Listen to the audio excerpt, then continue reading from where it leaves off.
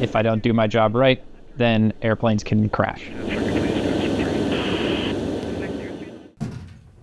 You can't film that.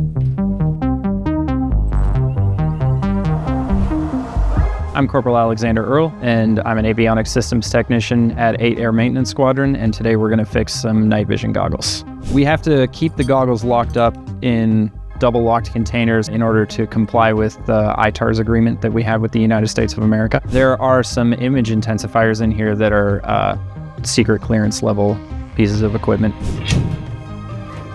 This is a night vision goggle kit. This is our night vision test set. It has a pre-sequence test built into it. And this test we got to do in the dark.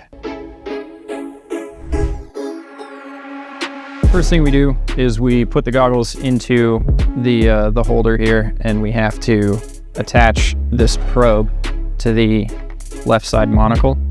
And once we turn this on, and the first thing it's going to do is check the current level that the goggle's giving us. I'm just going to look into the goggles and look for defects that are on any of the lenses, making sure that there's nothing big wrong with the goggles. And then the next one is an intensifier check, where we're testing it at extremely low light levels to see how well it amplifies the background that's underneath in here. And these ones look really good.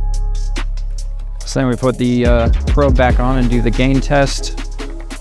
So what we have is a reticle that has some numbers and lines. We're trying to resolve the number 5 set of numbers and lines. You'll find those to the left and right of the 4 black boxes in the middle. The next test that we do is the eyepiece diopter test, where I use this scope to try to resolve the mesh that's on the intensifier screen.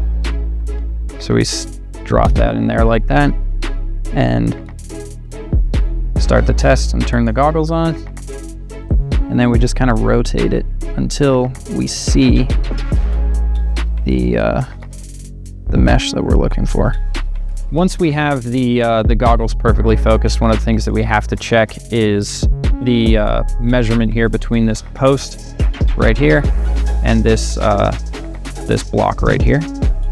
We have to make sure that these don't exceed a certain measurement, and to do that we do it with a micrometer.